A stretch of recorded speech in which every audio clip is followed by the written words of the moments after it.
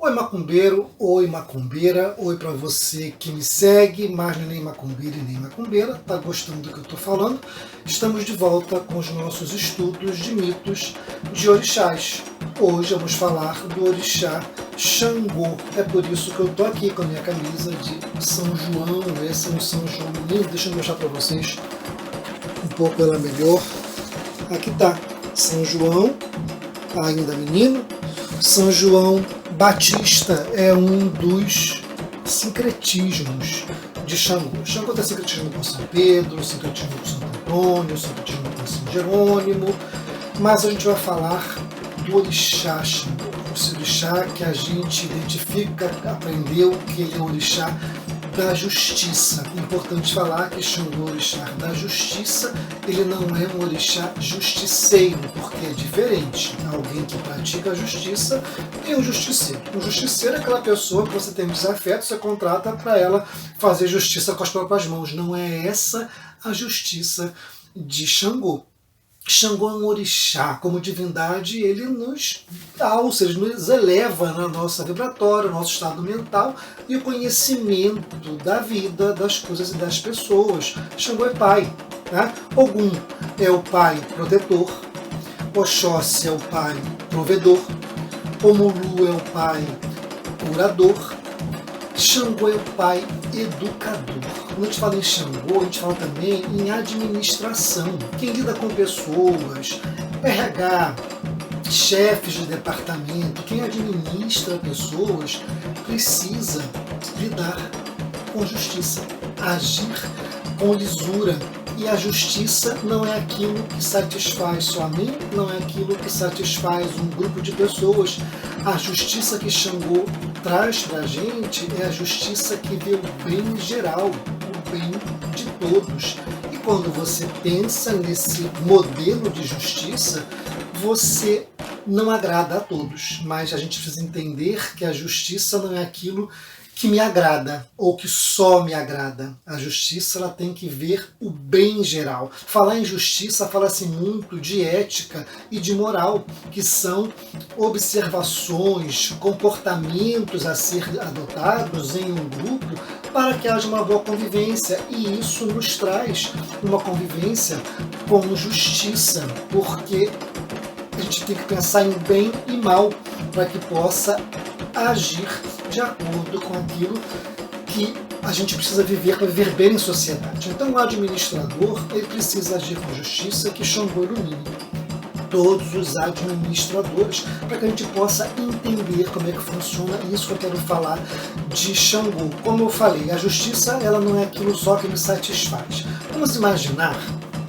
que o corpo humano é a sociedade. Vamos imaginar que o sangue que corre no corpo humano é o que eu administro na sociedade, os bens, as riquezas, enfim, os benefícios, tá?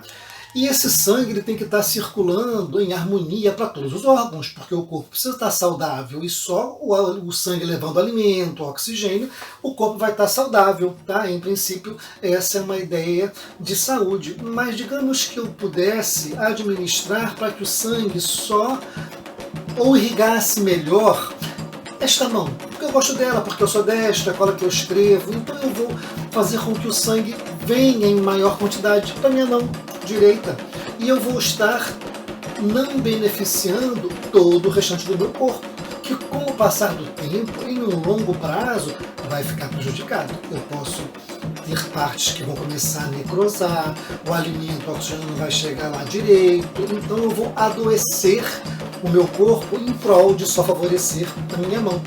Com o passar do tempo, o corpo todo adoecido, a mão faz parte dele. Ela também vai adoecer. Então, quando eu administro mal os bens de um grupo, isso a longo prazo é uma ação suicida, porque eu também vou me prejudicar ao longo do tempo. Então é importante você ter essa noção para que você haja com justiça. Benefícios têm que ser dados para todos. O que é de todos tem que ser de todos. Outro exemplo legal de justiça é a escola de samba. Na quarta-feira de cinzas tem a apuração, uma escola sai vencedora. Aquela escola que é vencedora, né, vai lá a reportagem, vai fazer a entrevista com as pessoas que estão lá festejando e sempre alguém fala: isso foi justiça, a justiça foi feita, nós nos empenhamos o ano inteiro e agora estamos felizes e tudo isso. Mas a escola que perdeu também se dedicou o ano inteiro, também deu sangue dela. Então, o se dedicar à escola não é condição para ela ser vencedora. Tem vários outros aí quesitos que precisam entrar em jogo. Então eu não posso pensar que justiça é só aquilo que me beneficia.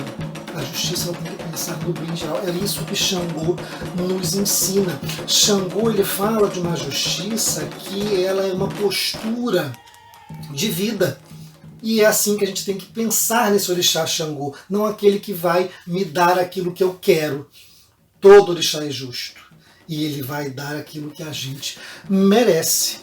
Um filósofo alemão chamado Kant, ele estabeleceu lá um pensamento que é muito parecido com essa justiça que eu quero falar de Xangô.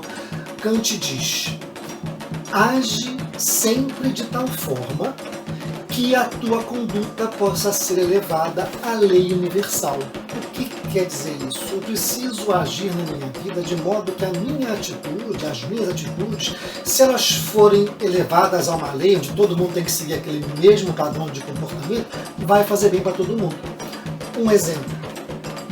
Se eu sempre revido as ofensas que eu recebo, se eu sempre tenho uma palavra de resposta, eu sou super reativo, eu reajo até com violência quando eu sou criticado, então eu posso dizer, todo mundo precisa agir dessa forma, todo mundo tem que responder as ofensas de maneira agressiva. Imagina se todo mundo tivesse esse comportamento, a humanidade evoluiria ou a humanidade voltaria para a barbárie? Eu preciso pensar no meu comportamento, porque o modo como eu ajo tem que ser bem para todo mundo, caso seja obrigatório agir como eu ajo. Digamos que eu ajo da seguinte maneira: toda vez que eu vejo um papel no chão, eu vou lá, pego o papel e boto no lugar certo, que é no lixo. Todo mundo vai passar a fazer isso. A humanidade vai melhorar ou piorar com isso? Será que a rua vai ficar mais limpa? Será que a cidade vai ficar mais limpa? Será que isso vai fazer bem para todo mundo? Então é essa a justiça que Xangô nos traz, é em cima desse modelo de justiça que Xangô realmente pune o mentiroso, pune o malfeitor, pune o ladrão. É essa justiça que a gente tem que vibrar quando estamos falando e pensando em Xangô. Não é aquele que fala o que vem na cabeça, porque todo guerreiro escolhe as lutas que ele quer brigar. Você não está brigando com ele, você escolhe. Se vale a pena lutar, vamos lá e lutamos. Mas se não vale, vamos dialogar, vamos fazer o caminho da civilização. E é isso que todo orixá nos fala, e hoje especificamente vamos falar de Xangô, tá? Mas antes de eu contar o mito, vamos tocar a nossa vinheta. O Cambono vai tocar e a gente volta a falar já já. Cambono, toca por favor a vinheta.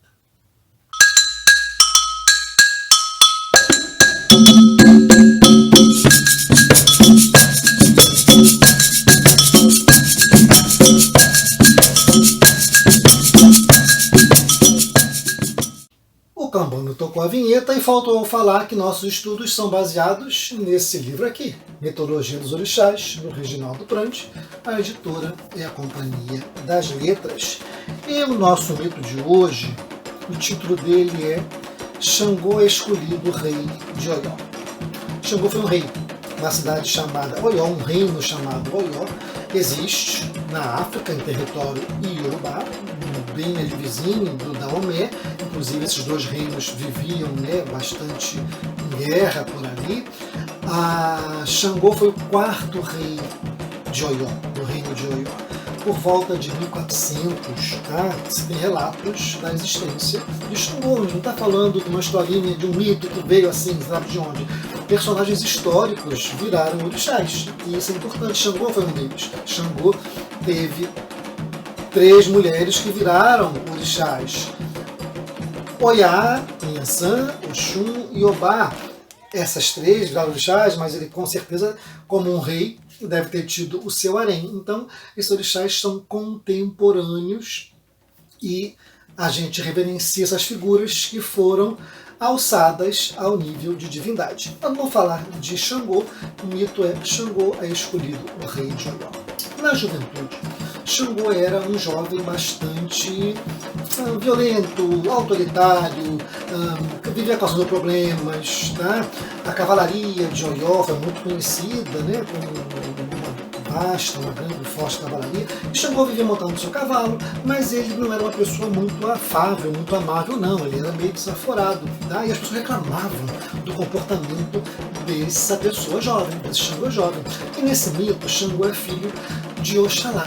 E Oxalá sempre dizia, olha, porque esse menino não foi criado por mim, por isso que tem esse comportamento, mas um dia eu vou fazer valer a minha autoridade. Bom, o tempo passou, as pessoas tendo aquela relação meio conturbada com Xangô. Um belo dia Oxalá passou em uma casa, Xangô devia estar visitando uma de suas mulheres, e ele deixou o cavalo dele, ele sempre estava a cavalo, amarrado do lado de fora da casa. Oxalá levou o cavalo de Xangô. Né? Xangô foi avisado, correu atrás, que disseram assim, olha, um velho levou o teu cavalo. Ele foi lá, desaforado, né, chamando o velho para briga. Né? Quando ele viu era Oxalá. E Oxalá então se impôs na autoridade para Xangô, que reconheceu a autoridade de Oxalá. Lógico, ele teve a sua DR, né, entre pai e filho. Oxalá se impôs enquanto pai, enquanto autoridade. Xangô ajoelhou-se na frente de Oxalá. Xangô usava um colar todo vermelho nesse momento.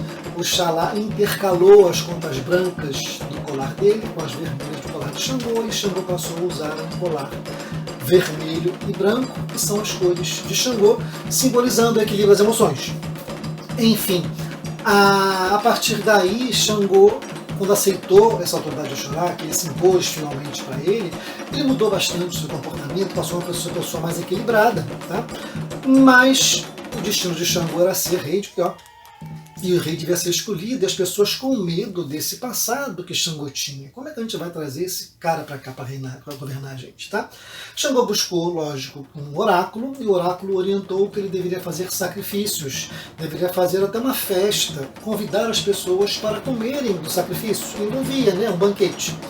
Inclusive devia dar as roupas dele nesse momento de sacrifício. E assim Xangô fez. Xangô organizou o sacrifício, organizou o banquete, chamou as pessoas, inclusive doou suas roupas, e todo mundo estava ali celebrando e verificando, observando que ele estava realmente mudado depois daquele ocorrido. E alguém perguntou, bom, está muito boa a festa, mas quem vai ser o nosso rei? Nós precisamos escolher o rei que vai governar a cidade. E alguém disse, puxa, mas quem mais acertado para nos governar, senão a pessoa que está nos dando esse banquete? E a partir daí todos concordaram, e Xangô foi aclamado o rei de Oió. Acabou o mito, desse jeito. Mas o que esse mito quer ensinar para a gente, Milton? Esse mito, pessoal, ele fala de amadurecimento enquanto pessoa, e ele fala também sobre liderança. Vamos ver por partes, que esse mito dividir ele em duas partes. A parte do Xangô jovem, desaforado e agressivo, que é a pessoa na sua juventude, ou mesmo numa idade já avançada, mas que ainda se deixa levar pelas emoções. Lembre que ele vivia montado em seu cavalo, simbolizando que ele era guiado, né, pela emoção, pela agressividade, pela parte animal que a gente tem no ser humano. Tá? E quando Oxalá rouba o cavalo de Xangô e se impõe a ele, é aquele momento da vida em que você percebe que você precisa mudar, que você está cansado, a vida se impõe a você e você amadurece.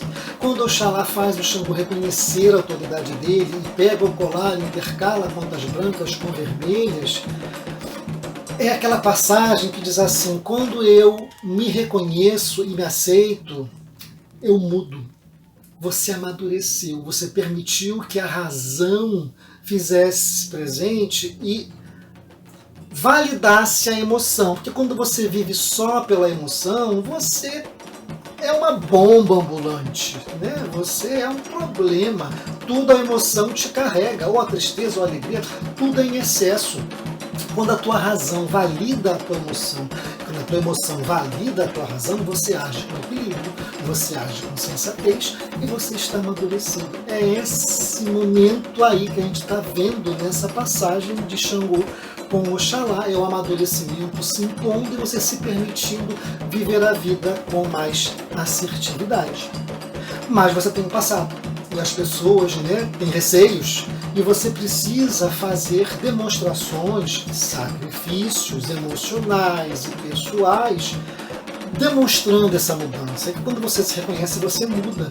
E aí você encanta as pessoas não mais pela tua autoridade, mas por aquilo que você tem para doar para elas, o bem que você tem a fazer por elas. E as pessoas acabam reconhecendo e os teus relacionamentos acabam sendo melhores e mais saudáveis. Tá? Isso é questão do amadurecimento. Mas vamos pensar agora na questão da liderança, que também cabe muito nesse mito. Aquele líder que é autoritário, aquele líder que quer ganhar no grito, na força, na imposição, né? Aquele Xangô lá, que o cavalo levava ele. E quando esse líder ele percebe que a autoridade ela se faz presente com o encantamento. Se você quer servir, você tem que servir. Por isso que Xangô teve que servir no banquete. Por isso que ele teve que, inclusive, doar as roupas dele. O líder, de verdade, ele serve a sua equipe. Um chefe não só dá ordem, um chefe trabalha junto, ele faz parte daquele equipe. E é esse amadurecimento da liderança que esse mito fala também pra gente. Esse mito é muito bonito, é muito interessante. Eu gosto muito desse mito que fala esse momento de amadurecimento de qualquer ser humano. Tá? Terminando aqui o nosso mito, vamos pensar que Xangô ele tem como símbolo aquele machado de 2 lâminas, né? O Cambon vai botar aqui pra gente, o machado que é chamado Oxê, porque ele é duplo, porque ele é imparcial, ele corta para lá, ele corta para cá, ele não tem conchavos, ele não tem ligação emocional, nem material, nem rabo preso com ninguém. Ele é imparcial, é essa justiça que Xangô espera que a gente tenha de postura na vida. Xangô, ele também tem como símbolo o trovão, que vai tocar daqui a pouco, pedir para o Cambon botar, porque o líder precisa ser carismático, não pode passar despercebido. Muitas pessoas o sigam, e o trovão tem essa capacidade de ninguém ter despercebido. Então, é o carisma de Xangô, a voz dele, esse poder de envolver a todos, fazer presente e não deixar de ser notado. Animais símbolos de Xangô são o leão e a tartaruga. Sabe por quê? Porque a justiça de Xangô não se envolve na nossa pressa e na nossa ansiedade. E ela é soberana. Esses são os motivos desses animais símbolos de Xangô. Eu espero que você tenha gostado do nosso mito, da nossa reflexão. Eu espero que você siga pensando aí sobre a sua liderança, sobre a sua autoridade, sobre o seu amadurecimento e permita que Xangô, nessa fase amadurecida, se faça presente na sua vida para que você tenha atitudes justas todos os dias. Boa reflexão, Caô Cabecilha, um beijo para todos.